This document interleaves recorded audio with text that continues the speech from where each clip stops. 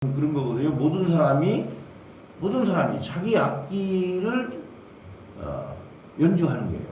자기 악기를 자기 스스로 연주할 수 있도록 하는 거예요. 무슨 얘기냐면 자기 이해관계를 스스로 있는 그대로 표출할 수 있는 사회가 근대사회가 돼요. 근대 자본주의 사회는 그래야 되는 거예요. 자기 이해관계를 있는 그대로 표출할 수 있어야 되는 거예요. 그런데 우리는 여러 가지 그 봉건적인 굴레가 남아있어서 그게 다 왜곡되고 있어요. 경상도 사람들, 완전히 거지같이 사는 사람들도 보수정당을 지지해요. 대기업에 대해서 국가가 개입하는 거 절대 반대해요. 기본소득 절대 반대해요, 그 사람들이. 더 강력하게 반대해요. 더 강력하게 반대해요.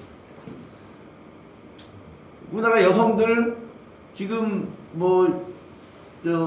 요즘 이제, 최근에 이게 이제 20대, 30대 세대의 이제 그 페미니즘 둘러싼 이게 이제 여러 가지 이제 충돌들이 보도되고 있고 그런데, 우리나라 여성들 아직도 여성들의 이해관계를 전면적으로 표출하는데 어색해하고 이해 힘들어하죠.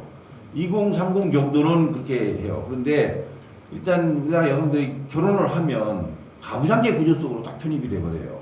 가부장제 속으로 딱 편입이 돼. 그러면 중요한 게 뭐냐? 이제 여성들이 노동시장에 막 대거 진출하면 내 아들이 잘리지 않을까? 이게 걱정이 되는 거예요. 그래서 여성이 이게 한편이 되기 어려운 거예요. 한편이 되기 어려운 거예요. 우리 사회에는 정말 너무너무 이게 아직도 이 식민지 반봉건 상태를 벗어나지 못하고 있는 그런 측면이 많아요. 그러니까 지금 기본소득도 좀 전에 말씀하셨는데, 기본소득에 대해서 사회안전망 강화가 우선이다 이렇게 주장하는 것도 사실은 사회안전망을 그 사람들이 대폭 확충하고 싶어서 그런 얘기 하는 게 아니에요. 기본소득의 반대 논리일 뿐인 거예요. 기본소득 논리를 꺾는 데 조화점이 있을 뿐이지, 그걸 주장하는 사람들이 사회안전망을 어떻게 보완하겠다? 어떻게 대폭 확충하겠다? 이런 얘기 안 해요.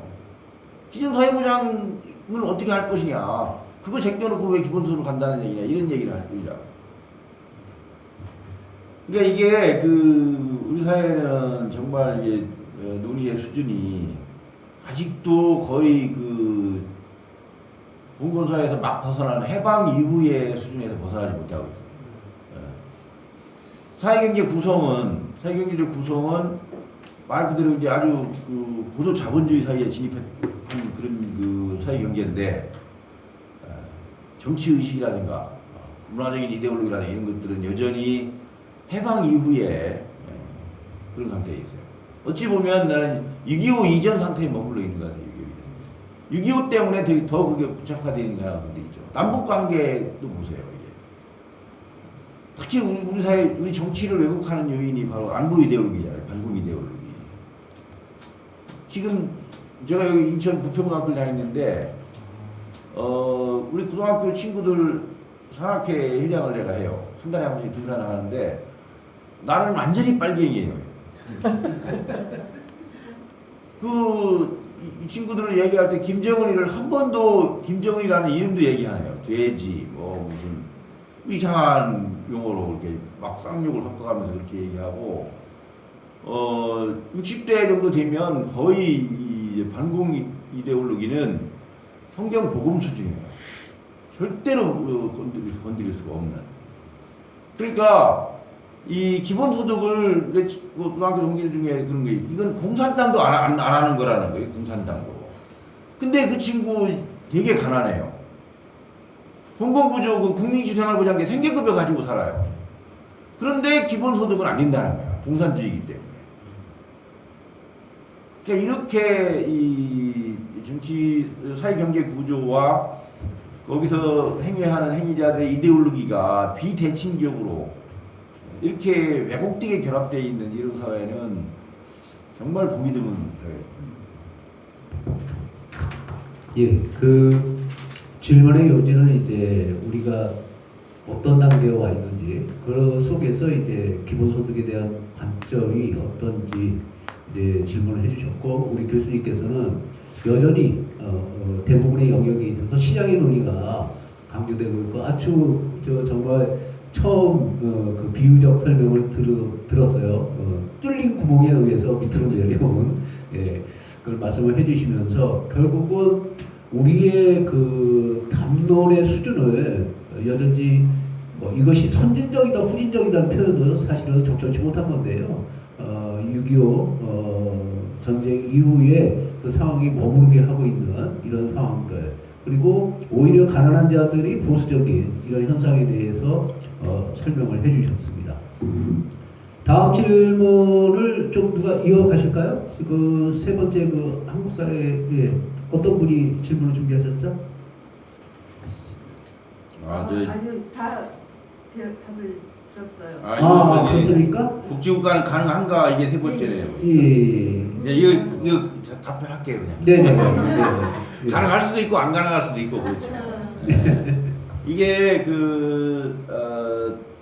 아까 여기도 이제 우리가 살펴본 책도 그렇지만 기존에 이제 주요한 사회 계급들이 어떤 식으로 연합하느냐에 따라서 달라진다고 얘기하는 거거든요. 그러니까 지금 우리 사회는 왜 이렇게 복지 수준이 좀 열악한 상황으로 가고 있느냐?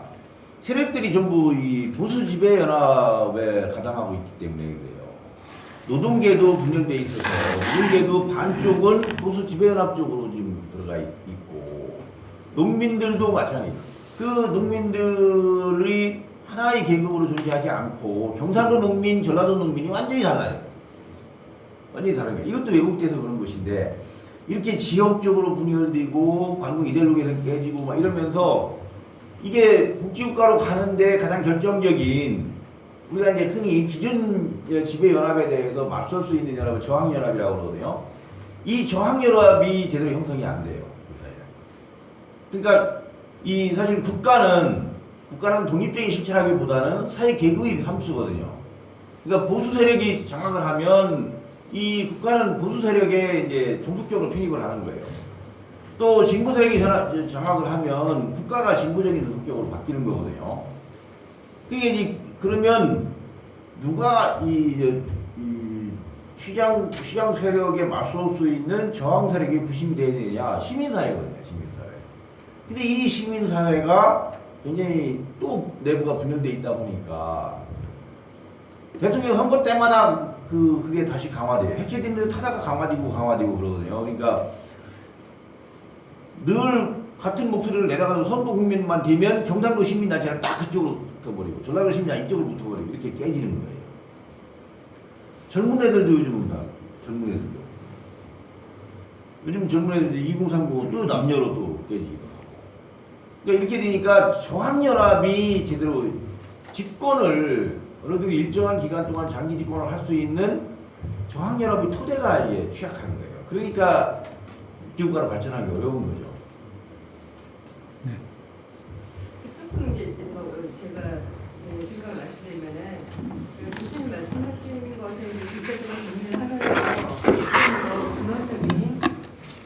더 근원적인 고질적인 문제는 또 분단이라고 하는 것들이 작용을 하지 않나. 예, 분단된 상황에서는 어쨌거나 그 기득권 세력들의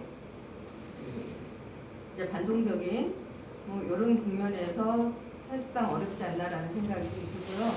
또 하나는 그 진보 세력 내에서는 그 복지라고 하는 개념 자체에 복지국가 자체를 인정하지 않는 이런 분위기도 있어요. 그러니까 복지국가가 갖는 아까 교수님 이제 세 가지 세계에 대해서 쭉 훑어주시면서 보여줬던 그런 여러 가지 한계 이런 부분들을 우려를 하기 때문인 것 같고요.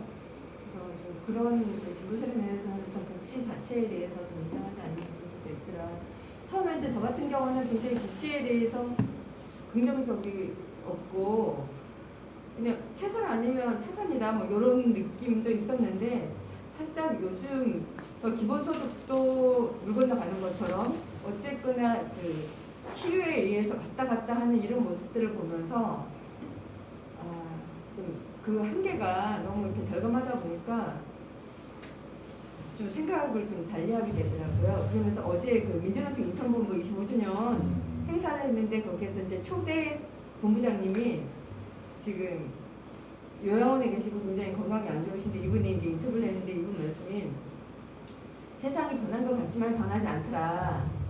그러니까 지역적인 부분적인 것들은 조금씩 변화 발전하는 것 같지만 전체적으로 보면 별로 달라진 게 없다. 결국은 혁명 얘기를 이제 하시더라고요. 워낙 이제 그래서 야, 혁명이라고 한 단어를 언제 들었나 이런 느낌도 가졌는데 예, 좀 이상입니다. 저도 네. 그 교수님 강의 정말 잘 들었습니다. 자료만 봤을 때는 사실 저는 이해 안 되는 부분이 너무 많았었기 때문에 참 답답했었는데 말씀 쭉 들어 나가면서 굉장히 좀 많이 이해가 됐고 뭐 제대로 이해했는지 모르겠지만 굉장히 좀 저는 너무 좋았습니다. 근데 이 주 내용 중에 가장 핵심적인 내용은 복지국가와 그 탈상품화, 그 탈상품화라는 단어 같은데요. 아까 여기 내용 정리하신 거에도 보면 국가별 편차에 대한 설명 여기에서 경제발전 수준은 탈상품화와 부적 상관관계를 가진다. 그건 사실은 경제발전 수준과 탈상품화는 큰 관계가 없다라고도 볼 수가 있고 또 이렇게 쭉 이 내용 중에 보면은 북유럽 사회주의, 그 3인주의, 북유럽 3인주의에서 덴마크, 노르웨이, 스웨덴 이런 곳에서 3인주의 영향으로 탈상품화가 좀 더 진척이 됐다 이런 이야기들이 많이 나오더라고요. 그렇다면 그 사회민주주의니까 사회주의 국가들 이를테면 뭐 중국이라든지 북한이라든지 이런 쪽에 사회주의 국가에서의 어떤 탈상품화는 제대로 이루어지고 있는가? 뭐 아니면 그 여기 제가 북한이 최근에 뭐 물론 실상은 잘 모릅니다만은 뭐 장마당이라고 시장 경제를 매개하는 상품화 이쪽으로 또 이렇게 많이 가는 뭐 옛날에는 전혀 하지 않던 노동이나 교육, 예술 이런 것들도 굉장히 상품화되고 있고 오히려 그쪽으로 회귀하고 있는 것도 있는데 그렇다면 그런 그 탈상품화와 사회주의 이건 과연 어떤 연관성을 가지는가 이런 부분 좀 궁금합니다. 원래 사회주의야말로 전면적인 탈상품화를 예. 지향하는 그 이념이고 사상이고 체제인데 이제 우리가 그 이런 걸 염두에 둘 필요가 있는 거죠. 지금 중국하고 아마 북한 정도가 지금 공식적으로 사회주의를 표방하고 있고 나머지는 사회주의라고 하더라도 이미 그 완전히 자본주의화된 그래서 사회주의를 이름만 내려버리는 그런 사회주의인데 중국의 이제 등급형 시대에 그 흑묘백묘론이 등장하는 배경이 그거거든요. 사회주의로 가는데 가장 결정적인 관건은 생산력이라는 생산력. 그러니까 생산력이 발전하면 그 결과물로서 말 그대로 이 사회주의적 이상을 실현할 수 있지만 생산력이 발전하지 못하면 안 된다는 거예요. 그러니까 이게 흑묘백묘가 그거 아닙니까? 고양이 색깔이 까맣든 하얗든 쥐만 잘 잡으면 되는 건데 이게 고양이를 키우는데 쥐를 못 잡는다고 그러면 이게 고양이는 의미 없는 거잖아요. 사회주의가 고양인데 사회주의를 실현하려면 기본적으로 생산력을 발전해야 되는 것이고 생산력 발전을 통해서 그 결과물로서 사회주의를 실현해가는 그런 전략으로 이제 전환하는 거죠. 마오는 문화대혁명을 통해서 아주 급진적인 방식으로 사회주의 이데올로기를 확산시키려고 한 거거든요. 사회주의 이데올로기를 확산시키고 반봉건적이거나 봉건적인 것들을 일수해버리려고 했던 것이고 근데 그게 오히려 훨씬 더 부작용이 컸던 것이죠. 그리고 또 한 가지 사례도 소련이 이제 그 러시아 혁명을 하고 나서는 바로 아주 급진적인 그 사회주의 개혁을 단행을 해요. 전면적으로 국유화를 한단 말이죠. 그런데 이 전면적인 국유화가 이 엄청난 그 저항에 부딪혀서 뿐만 아니라 생산력 저하가 지금 이 감당할 수 없는 수준으로 생산력이 떨어지는 거예요.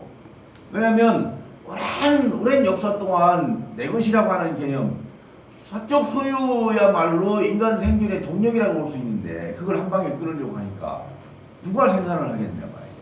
안 하는 거예요. 그래서 그게 이제 말하자면 전시 공산주의 체제를 도입을 했던 건데 그게 오히려 엄청난 역풍만 불러오고 생산력이 급감하면서 그러면 다시 이제 그 반혁명에 시달릴 가능성이 있죠. 실제로 또 그랬고. 그러니까 레닌이 급격하게 이 노선을 전환하게 되잖아요. 그래서 신경제정책을 발표하고 중소기업들의 기업 소유권을 다 인정하고 농민들의 자기 그 생산물도 소유권을 인정하고 다 이런 식으로 말하자면 급진적 사회주의 개혁을 완화시키는 정책을 도입을 하거든요.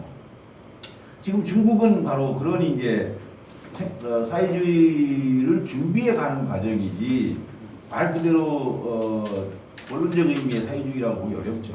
다만 사회주의를 지향하고 있습니다. 중국 여행해보면 뭐 사회주의 핵심가치 15가지 뭐 온 동네에 막 벽이랑 벽에다가 다 써붙이고 있어요. 근데 15가지 아무리 찾아도 없어요. 실제 현실 속에서. 근데 그걸 만들어가는 과정이고 북한에 대해서도 아까 질문 있는 걸 봤는데 저는 북한 전문가는 아니지만 북한도 사회주의 개혁을 하면서 북한은 48년에 그 사회주의 노동자법을 만들어서 말 그대로 사회주의다운 이 사회보장 제도를 도입을 하려고 해요. 근데 이제 사회보험을 먼저 도입을 해요. 사회보험 도입을 하고 나중에 이제 사회보장을 도입을 해서 사회보험과 사회보장이라고 하는 두 축으로 이제 지금 하고 있어요. 거기에 이제 각각 여성이라든가 노인, 장애인 뭐 이런 사람들에 대한 이제 부가급여를 부가급여라는 용어가 좀 오해될 수가 있는데 별도의 급여를 추가급여를 보조적인 급여를 더 제공하는 방식으로 지금 짜여져 있어요. 근데 그걸 보면 우리 남한보다 훨씬 더 완벽합니다. 북한이 완벽한데 북한이 그럼 정말 그 말 그대로 여기서 사회주의가 지향하는 완전한 산업화를 가고 있느냐? 천만의 말씀이죠. 북한 생산력이 어떻습니까? 힘들었죠. 그러다 보니까 자원이 없으니까 이 전 국민을 상대로 사회보험을 도입을 하고 있고 또 그 사회보험에서 소외되고 있는 나머지 계층에 대해서 사회보장으로 커버를 하고 있고 그 사회보장 안에서 다시 또 보조급여가 필요한 모든 계층까지 다 포괄하고 있어요. 그러니까 제도적으로 보면 커버리지 면에서 완벽해요. 그런데 타산물한테 높으냐? 아니라는 거죠. 거기는 상품화가 안 돼 있어요. 상품화가. 지금 얘기한 장마당은 우리는 상품 세계 속으로 들어가겠다고 발버둥을 치는 거거든요. 왜냐면 국가 부문에서 생존을 보장하지 못하는 상황, 생산력 수준이 그러니까. 물론 이게 북한 탓이 아니죠. 절대 북한 탓이 아니에요. 남한과 북한 사이의 생산력은 해방 이후에서는 전혀 나타나지 않았어요. 해방 이후에서는. 아니 김영옥 회고록을 보면 김영옥이 중앙경고부장이 그 1975년까지는 북한 경기가 남한보다 앞선다고 공식적으로 얘기를 해요. 75년이면은 해방 이후 30년이 지난 시점도 그랬단 말이죠. 그런데 그 이후에 급격히 벌어진단 말이에요. 그거는 이제 이 북한이 처해 있는 특수한 현실에서 그러니까 철저하게 미국이 북한을 봉쇄하고 그러면서 미국의 이제 이 세계 패권 전략의 그 한 고리로 이 북한이 그 고리 역할을 하는 거거든요. 그러니까 가장 많은 이제 그 경제 제재를 지독한 경제 제재를 당하고 있는 것이고 이 북한이 갖고 있는 어마어마한 자원도 개발할 수 없는 수준 그런 수준으로 지금 묶여 있는 거거든요. 기술도 없고 자본도 없으니까 아무리 휘투리가 많고 아무리 광물 자원이 많아도 캐럴 수도 없고 개발할 수도 없고 팔 수도 없고 아무것도 할 수 없는 거예요. 그 상태에 묶여 있는 거예요. 어떤 위적인 요인이지만 지금 현재 북한은 탈상품화를 추진하고 있으면서 상품화 이전 단계에 머물러 있는 모습 속에 있는 거예요. 그러니까 그 상품화의 그 말하자면 이제 작은 목빛들이 장마당으로 이렇게 비출이 되는 거예요. 북한 입장에서도 그것마저 막을 수가 없기 때문에 사실은 그냥 묵인 내지 방조하고 있는 것이고. 근데 이제 그것조차도 여의치 않으면 이제 탈북하는 것이죠. 탈북해서 남한으로 내려오고. 저희 제자들 중에 북한에 내려온 사람들이 꽤 있어요. 그래서 제가 이제 그 사람들하고 술 한잔 하면서 아주 많은 얘기를 듣는데 그 북한의 핵심에서 일어난 얘기는 모르죠. 대부분 사람들이. 그냥 자기 생활 속에서 느끼는 것만 얘기를 하는 거예요. 느끼는 거. 그냥 거기 살면 이게 이제 주로 다 배급이잖아요. 말하자면 다 무상이라고. 다 무상이고 무상 배급이에요. 문제는 배급이 절대 안 나오고 나오더라도 말하자면 네 식구한테 나오는 배급이 한 사람 먹을 정도에 나온다고 그러면 이거는 완전히 그냥 뭐 빈곤의 평균화 수준이 아니에요. 이거. 그냥 거의 질식사 하나. 지금 그 정도로 북한이 어려운 상황인 거예요. 그렇다고 해서 북한이 사회주의 아닌 건 아니에요. 왜냐하면 뭐 사적 소유를 인정하지 않으니까. 그건 사회주의는 맞는데 사회주의의 목표하고는 너무 거리가 먼 거죠. 근데 그게 북한 탓은 또 아니라는 거고.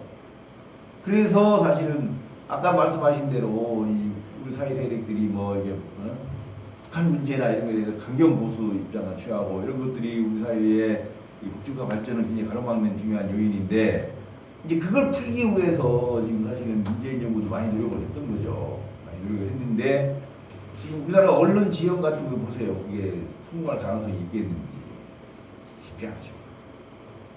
근데 그러니까 어떤 문제를 먼저 풀어야 되고 어떤 문제가 뭐 그다음 부처리고 이런 것이 아닌 거예요. 우리 사이에 NLPD 논쟁을 오래 해왔지만 이게 NLPD로 이게 그 인과관계 서로를 정한다고 해서 해결되는 문제가 아닌 거예요. 왜냐면 우리 안에서 아무리 논쟁을 한다고 해서 이게 하나도 해결되지 않는 거예요. 미국이 세계 질서를 틀어지고 있는 이 미국의 소나기를 벗어날 수 있겠느냐 봐요. 근데 지금 우리는 양자택일 막 그런 그 협박에 노출돼 있죠. 중국과 손잡느냐, 미국과 계속 손잡고 갈 것이냐, 아니 양다리를 거칠 것이냐. 이게 쉽지 않아요. 양다리 거친다고 생기기 그냥 것도 아닌 것 같고. 미국 잡으면 중국이 또 목을 조를 것이고, 중국하고 손잡으면 미국이 목을 조를 것이고. 이게 아주 약한 참 쉽지 않은 상황이고, 그다음에 이제 또 아까 또 하신 분이 뭐 질문은 이 정도로 된 것 같습니다. 예.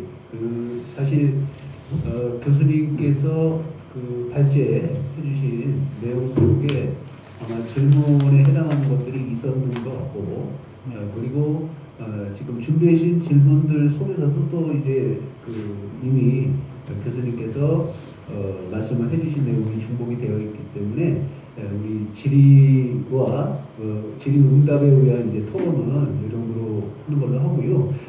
사실 이제 오늘 토론의 의미는 단순한 이제 그 뭐라 그러죠? 학습의 의미를 넘어서 우리가 이제 고민했던 이 이후의 선택들에 대한 이제 그 어느 정도 실마리를 갖게 되는 그런 자리가 아니었나 싶고요.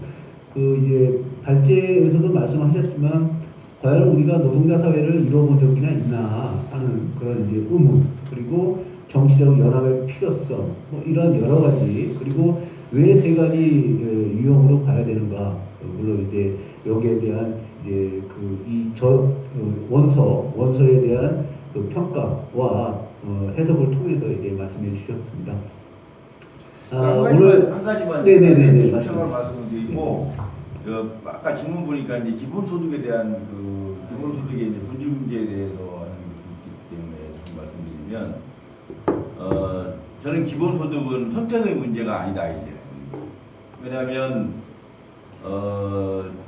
지금 사회구조의 변화를 보면 우리가 4차 산업혁명이다 뭐 이런 얘기를 많이 하지만 이미 많은 학자들이 더 이상 인간의 노동력이 필요 없는 그런 경제구조로 가고 있는 거예요. 그러니까 뭐 노동 없는 경제는 뭐 이윤의 그 증대를 위해서 그렇게 한다고 하지만 그냥 그런 용어로 표현하기 정말 너무 어색할 정도로 전면적으로 노동이 없는 경제로 가는 거예요.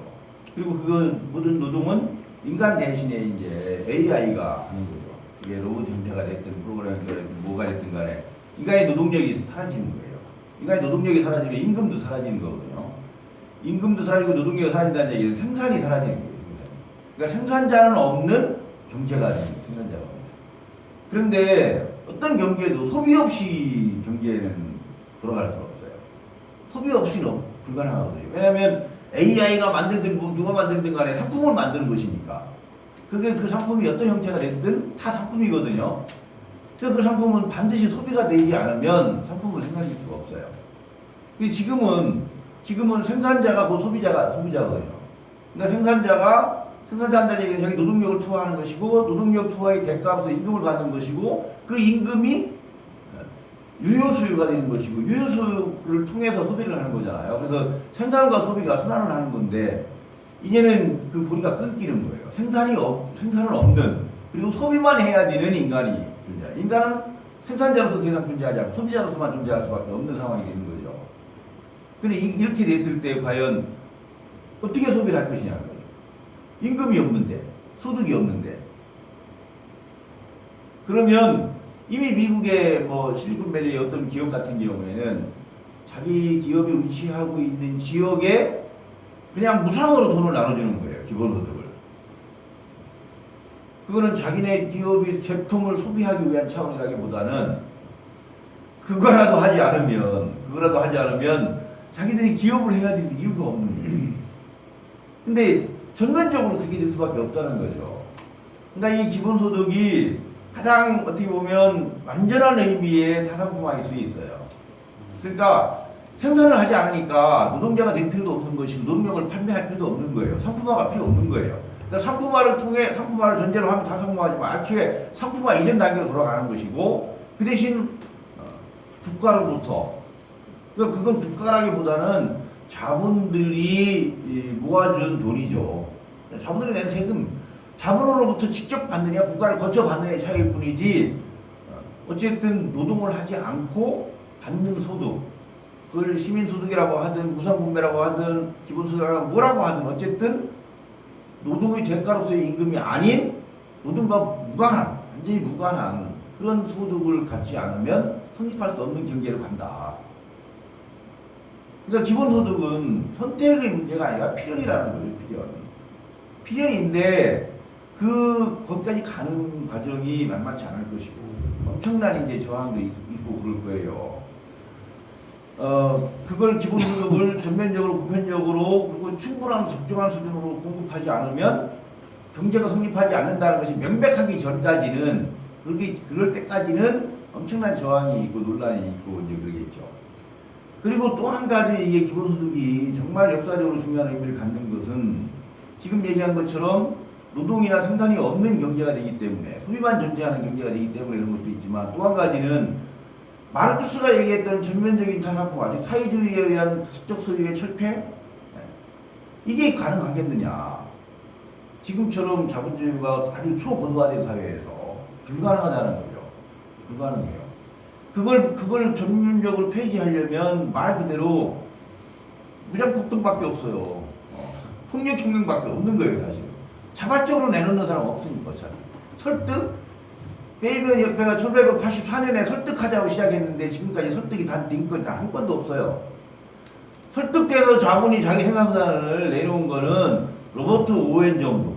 로버트 오웬도 자기가 내놨다기보다는 공동소유의 실험을 했을 뿐이에요. 다 실패했어요. 뉴 하모니, 뉴 라나크 다 실패했단 말이죠. 어떤 공동체 실험도 생산산의 공유화 실험 다 실패했어요. 역사적으로. 그 폭력혁명밖에 없어요. 폭력혁명 가능하겠어요? 불가능해요. 근데 그거는 이 생산산의 사회적 소유라고 하는 거는 말하자면 가치 창출의 원천을 사회적으로 소유하자는 얘기거든요. 그래서 상품화 자체를 공수해버리자는 얘기거든요. 근데 그것이 폭력적인 방법이 아니면 불가능하다면 이제는 다른 방법 없어요. 이제 어떤 거냐? 뭐 기회를 평등하게 하는 것이 아니라 결과를 평등하게 하는 수밖에 없는 거예요. 결과를 평등하게 하면 되는 거예요. 그러니까 사적 소유는 마음껏 하라는 거예요. 마음껏 하고 그 대신 결과는 평등하게 분배하는 거예요. 근데 결과를 평등하게 분배하는데 평화적인 방법을 할 수 있는 가장 좋은 방법이 기본소득이라는 거예요. 그러니까 원래 지금 막스가 꿈꿨던 혹은 사회주의자들이 공통으로 추구했던 거는 생산자는 사적 사회적으로 소유하는 거예요. 그 스웨덴이 얘기했던 것도 추구했던 것도 그런 거예요. 입법을 통해서 점진적으로 이 노동 쪽으로 자원을 이전하는 거거든요. 그러니까 독일의 공동결정제 및 베스트문이라고 하는 공동결정 제도도 일종의 자원을 노동자에게 공동소유 방식으로 바꾸는 방식이죠. 소유권은 인정하지만 결정 방식은 노동자가 참여하는 걸로 하는 거. 그리고 이윤을 점진적으로 분배해서 노동자들의 몫을 점진적으로 확대해가는 거. 이걸 기능적 사회주의라고 하는 거예요, 스웨덴에서. 근데 이제는 그런 것조차도 필요 없는 사회가 될 수밖에 없다. 왜냐하면 생산이 필요 없고 소비만 늘지 않은 사회이고, 그 다음에 굳이 생산수단을 사회적으로 소유할 이유가 없다. 그냥 결과만 사회적으로 소유하는 거예요, 결과만. 그러면 아무런 저항, 물론 이제 전혀 저항이 없다는 게 아니라 폭력적인 방식에 대한 저항은 없으면서 충분히 강해지는 사회적 소유의 결과를 공유할 수 있는 상태로 간다. 그 가장 효율적이고 가장 저항이 덜한, 말하자면 우리가 하드 혁명이 아니라 이제 소프트 혁명이라고 한다 그러면 기본소득이야말로 가장 소프트한 혁명이 될 수 있고, 가장 어찌 보면 막스가 예측하지 못했지만 막스가 꿈꿨던 그런 공유사회, 공산사회의 가장 이상적인 모습에 다가갈 수 있는 수단이 기본소득이 될 수 있다.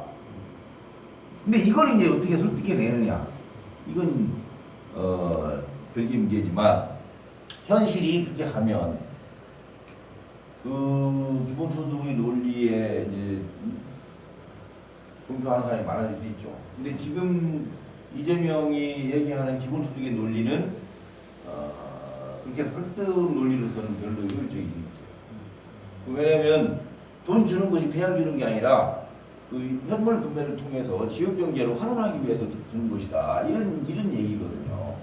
그리고 금액도 사람들이 기본소득이라고 느끼기에 너무 부족한 거예요. 한 달에 8만 원, 9만 원 가지고 무슨 그걸 소득이라고 하겠어요.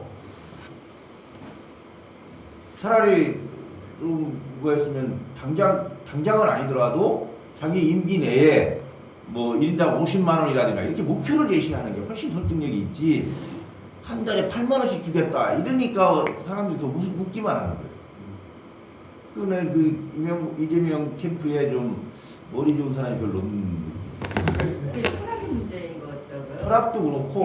우연찮게 이제 그 캠프 안에 톡방에서 올라온 글을 봤었는데, 이 기본소득을 선별복지라고 올린 거예요. 혹해가지고 뭐 어떠냐고 한 적이 있었는데, 예, 그러니까 주변에 그 참신들이 말도 안 되는 기본 준비가 안 되는. 그러니까 기존 복지 제도의 이제 뭐 중복성이라든가 비효율성이라든가 이런 걸 극복하기 위해서 비용 효율적 접근을 위한 전략적 수단으로서 기본소득을 얘기를 하거든요, 보통.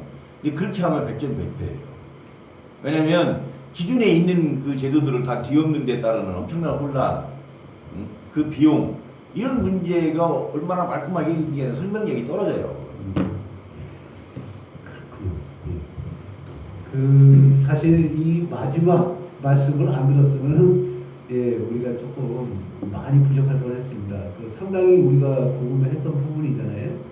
그리고 지금 인천 지역사회 안에서도 기본소득 네트워크가 형성이 돼서 여러 가지 이제 활동도 벌이고 있는데, 이 말씀이 주시는 의미를 저희가 잘 기억을 하고, 우리가 실현할 수 있는 사회, 여러 가지 정책적, 그리고 오늘 말씀해 주신 그런 내용들이 실현 가능한 것을 모색하는 게 아니라 실현이 됐으면 하는, 그리고 우리는 현장 대부분이 우리 정책위원들이 또 현장 활동가이기도 하니까 활동하면서 실천하는 그런 모습들을 보여줬으면 좋겠습니다. 제150차 우리 인천 사회포럼은 나름대로 하나의 분수령을 이룬 그 포럼이 된 것 같아요. 그래서 사실 뭐 오늘 그 강사님의 그 후속 포럼도 필요하지 않을까 그런 생각까지도 할 정도로 여러 가지 의미하는 바가 컸습니다. 자, 수고해주신 강사님을 위해서 다시 한번 큰 박수 부탁드립니다. 예. 자, 이로써 150차 인천 시민사회 포럼을 마치도록 하겠습니다. 여러분 수고하셨습니다.